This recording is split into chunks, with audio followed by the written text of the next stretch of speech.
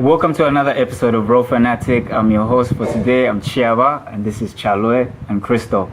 Today we're going to be talking about the UEFA Champions League, and we're going to be talking about everything that transpired, starting with the Tottenham versus Ajax and Barcelona versus Liverpool. So I'm going to ask your thoughts on the game that transpired between Tottenham and Ajax. What do you guys think happened there? That was a tough game from the off because Poch was missing several of his key players, which really altered his game plan, considering the fact that he had to move from his usual formation and start with 5 in the back, which I think played into Ajax's hands because they were able to dominate the midfield with good position play and the movements from the attackers. Right on. What do you think happened? What do you think about Ajax? What their performance? Was it good? Was it worth it? I feel their performance was really good, and they've come in with this new burst of energy. There's a lot of young players there, and I feel they play very high tempo football, and they took a chance when they could get one. And I feel Tottenham didn't really play terribly, but Ajax just had the better game, and I feel Tottenham really miss Son and Harry Kane being their top choice strikers. Yeah, strikers. So I feel in this game and the remainder of the Champions League that Ajax is definitely going to go through ahead of Tottenham because they have the advantage. Oh, okay. Let's have a chat about Van der Beek. I think that's one key player everyone seems to be ignoring. What's your take on that player? I just feel it's like he's being overshadowed by Delete and Frankie de Jong. By the way, Delete, did you see how comfortable and composed he looked in that game? Yeah. It's hard to believe that he's only 19. Like, to add some context to what I'm saying, it's very difficult for you to think of any of these top class centre backs at 19.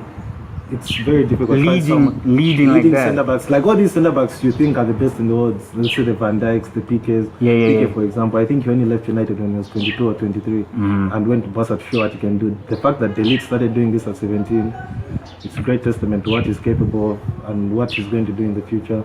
Frankie, I mean, we saw the way he controls the midfield, his touch and everything. But Van der Beek, his runs into the box reminds me of Ramsey, and the fact that these guys are excelling so much, it takes some shine off him. But I think the fact that he scored in the semi-final, I guess people will start paying more attention to him. Right on. It's crazy now we're talking about how Tottenham had a bad game, but comparing them to Ajax now, I don't think anyone would have thought about that, saying, Tottenham had a bad game, but they're playing against Ajax. What's going on? Is it a shift in the energies? Are the youngsters coming in? Are they taking over? Because this is not random how Ajax. Yes, I mean they beat Madrid, they beat Juventus. Is this an accident? No, it's not an accident. It's been born through like meticulous planning. Even just the Ajax recruitment, for example. Frankie de Jong was purchased for less than €1 million.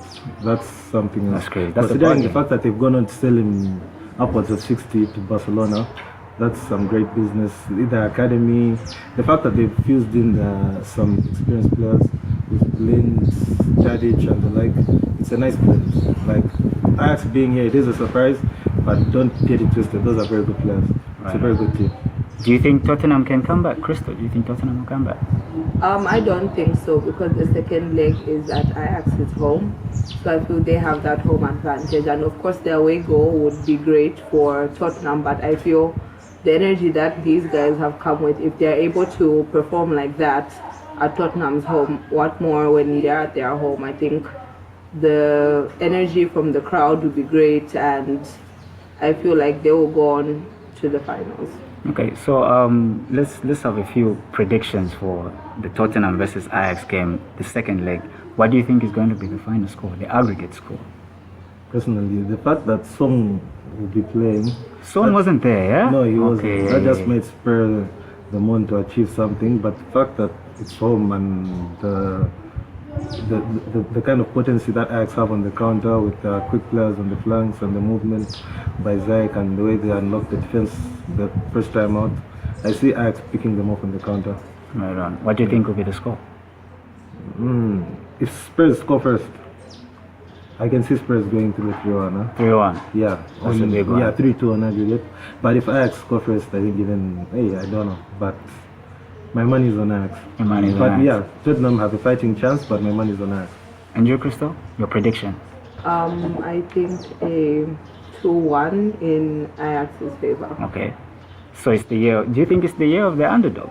No, I don't think so. Who are the underdogs? Yeah, in your opinion, who are the underdogs? I think Ajax have been the underdogs, and they keep slipping through the next level, and everyone keeps wondering what's happening, but they're there. I don't feel they are the underdogs because they have shown why they are in that place. Like, they deserve to be there. It's not by some fluke or by some luck. You're right. They've been amazing this season. So right, definitely, that's I think true. Yeah, to be in the Champions League, you have to beat the champions. So, and Ajax have done that. Exactly. So they are I potentially mean, they champions. to be where they are right Yeah, now. yeah. So without further ado, I think we've had our opinions on Tottenham and Ajax, and we're going to jump right into Barcelona versus Liverpool, the big one. We're going to start with the starting 11. Liverpool starting 11. What do you think? That's starting amazing. Like, the thing is, I made some bold predictions here the last time I was talking about this game, and I'm going to defend myself because it's not entirely that what I was saying was wrong. The only thing about what I said that last time out that was wrong was the scoreline. Okay. If you look at the way Liverpool played, everything, they held their own, the possession stats, the number of attempts that they had. I mean, they played a good game. The defense was good for majority of the game. You even forgot Messi was on the pitch. Okay, They stifled him. They managed to stifle him for 75 minutes. But I guess it doesn't need much time to make a difference. I mean, how many minutes did it take for him to score those goals? The free kick. I mean, it was in the 75th minute. Alisson look ordinary. Like, I don't even think there's anything you could do about that. But I have to blame him because his starting position was poor. Right on. Yeah, he was too much to the far post to the left, which affected his starting position when he took the free kick because he didn't even do much of a step up. But what would be? Do you agree with Klopp's starting 11? No, definitely What would be not. your starting 11? I would have replaced Gomez with Alexander-Arnold. Definitely. Why? Okay, defensively I feel Gomez is stronger than Alexander-Arnold, but I feel they missed his crosses, which is really good at doing, and Gomez just came back from injury and it takes a little while for him to adapt with the flow of the game. So I feel on that one he should have started with Alexander-Arnold or even James Milner as the right back. James Milner was the right back. Yeah, I feel he should have put James Milner in that position ahead of Gomez because he still I think this was his first game starting. First start, First since he came back, and he's been out injury. since I think late December. Yeah. I don't think he was ready for a game of that intensity, and even the pace on the flanks. We really needed Arnold, the recovery runs, and even just to give Barca something to worry about, because the fact that Trent didn't play means they lost the crosses that he puts in from the right flank. Even the set pieces, I feel as though we wasted so many set pieces. You didn't take your chances. Yeah, the corners, like they didn't take advantage of all that. Because looking at if we're going to talk about the midfield, I think overall, if you look at the match statistics, Liverpool had more possession than Barca overall. So if the Barca was somewhere in the midfield, maybe Milner did his job somehow. Maybe Klopp went for experience. No, that's the thing. I do think Klopp's plan worked initially to an extent.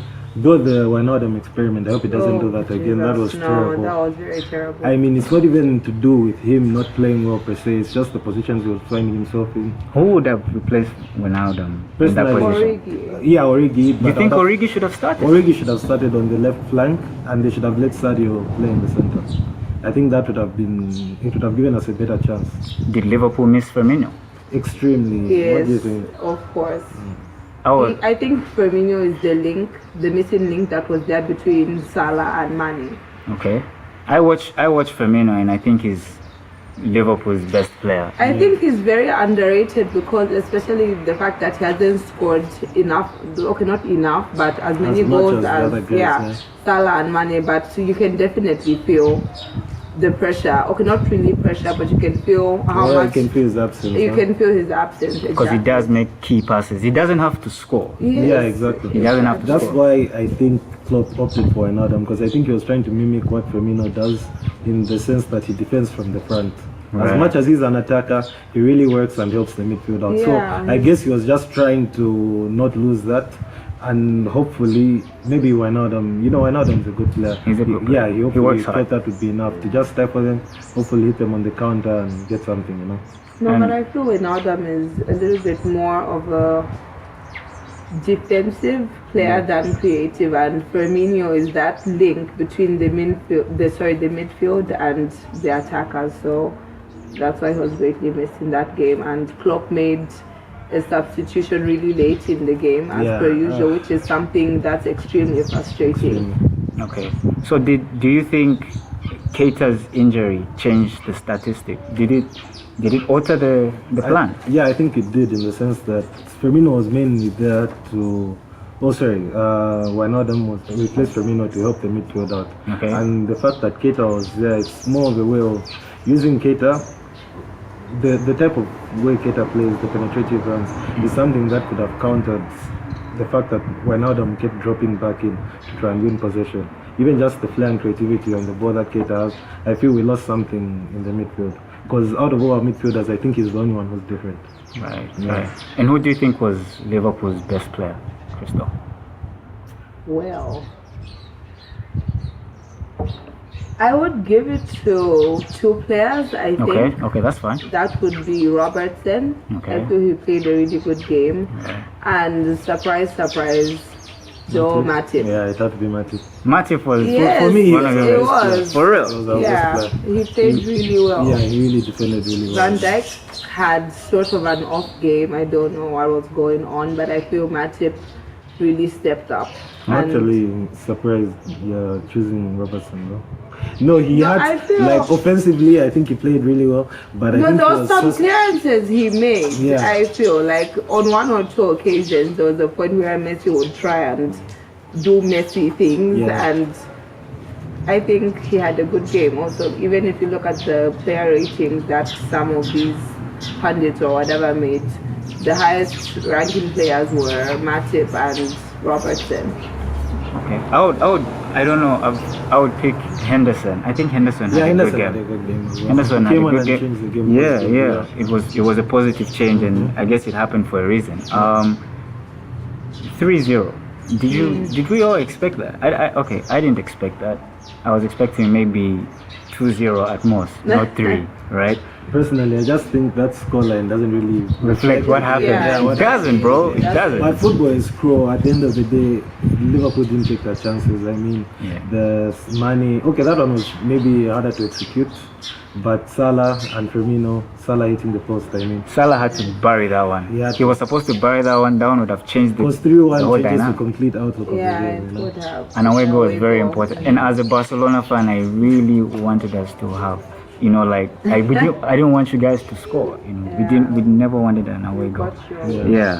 So did you think Van Dijk did his best? No, he was at fault for some of the what things. Barca did to us, but hey, I guess it happens. Right on. Suarez celebration. I mean, the goal was that was a brilliant goal. I think everyone has been talking about Messi's free kick and everything, and I understand that. It's proper, but I think Suarez's goal was classic. Not even the goal. I don't think anything is being said about Suarez's enthusiasm to compete. Like he's a real competitor, and saddled with Messi's, like whatever Messi did, Suarez complements it perfectly. Because without what Suarez does in that game, I don't think Barca wins it. Because that first goal was extremely vital. It was vital, it really man. Unsettled Liverpool for a bit. Yes, because I mean, Barcelona were under pressure in the first 20 minutes, and we only had we scored in the 25th. Somewhat against the run of play. Maybe I was having a conversation offline, and we talked about. Is it that Liverpool didn't expect Barcelona to play that way? Because that wasn't vintage Barcelona. No. It wasn't vintage Barcelona. So maybe the way we played, because we sacrificed the ball for goals. Exactly. Right? So maybe, the anticipation was a bit off for Klopp. Because I didn't expect to have that starting 11 as a Barca fan. I was expecting Arthur instead of Vidal. And that way, Liverpool would have anticipated they were going to play. But Vidal coming in, breaking play, being a warrior, irritating Mane, I think that played a role as well. I really thought Vidal would start that game. Because of everything that he offers the team on the physical side of things. But even just the way Valverde showed his pragmatism and respect for Liverpool, the fact that he brings on Semedo to shore up that flank really shows that actually they did have a good game. Robertson and Mane, they were penetrating on that flank. He shored that up. It was uncharacteristic of Barca, I guess. But I guess the win is what's important. A win is what's important. And overall, what do you think about the whole performance? Did you, 3-0? Do you blame Alisson for the free kick? No, I don't think any keeper on this planet would have been able to save that, because he hit the topmost corner, like it was. And there was a slight deflection though. Yeah, but there was a slight deflection. And there was a part that I noticed when Alisson was trying to arrange as well. He tried to make Gomez position himself in the exact same spot that the ball goes into. So anyway, I guess it happens. But you can't take anything away from Messi. Yeah, he had a great game. Brilliant. Even he didn't have a great game, but let's say he came through and he's not at most for his team. And I think he might have been just won this tie with that free kick. True. And you know what's crazy is that Liverpool had more attempts than Barcelona. Liverpool had 13 attempts, Barcelona had 9 attempts. It just weren't clinical enough. Right? Barcelona took the chances. In football, you put in the hard work, but then there's also an essence of luck. And when it's not your day, like, it's just not your day, because I think we really tried, and it was... At some point, you could tell, like, is this really Barcelona at home? Right? Because at home. Because that's why I feel we're gonna do so much better in the second leg when they come over to Anfield. That's why I feel we still have a chance, because the way we played at their home, I think it's even gonna be double the effort at home.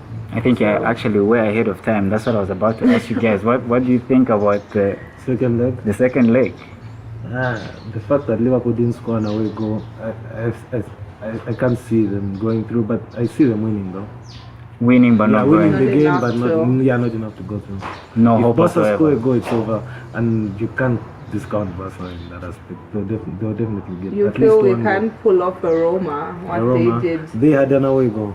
That's what everyone seems to forget. They did have Roma an scored an away goal. Yeah, that game ended 4-1 or something. Yeah, it was 4-1. Yeah, Roma had an away goal. Liverpool don't have an away goal. That complicates things. Away goal was vital. Still, if we score 3, that means we take it without them scoring. I feel okay. Maybe our best bet is winning in extra time with penalties. Penalties will be too much pressure. Klopp will probably start Alexander-Arnold for that game, which will definitely expose us a little bit at the back, because they'll be bombing forward, which is their job, Alexander-Arnold and Robertson. So it leaves us a bit exposed. So maybe he will go for a defensive midfield to try and cover the back, because that's where our goals come from. That's Most true. of our goals come from our fullbacks. That's true. That's what upset me so much about Arnold not playing. I thought he was starting as well. I thought he was going to start. He didn't even come on as which was very upsetting to say the least. So So anyway, I guess Barca are through, but Liverpool. No, they are not. I'm gonna be very optimistic. Like, I believe in my team. Yeah, me too. To be honest. Definitely. But the fact that they didn't get their away goal is what's really. That's what's gonna spur us on. So the fact that we didn't get that, they know that they need to work extra hard to get those goals. And I feel if we could even get 2 goals in the first. In the first 20-30 minutes, then that's going to unsettle Barcelona and open up the play, and I really feel Liverpool have a chance still. Nice. And I think it's going to be a crazy atmosphere, and may the best team win. Yeah, I guess so. Yeah. So thank you for watching, and don't forget to subscribe, comment, hit the like button. Just start the conversation in the comments, and don't forget, goals win games and defense wins titles. Yeah.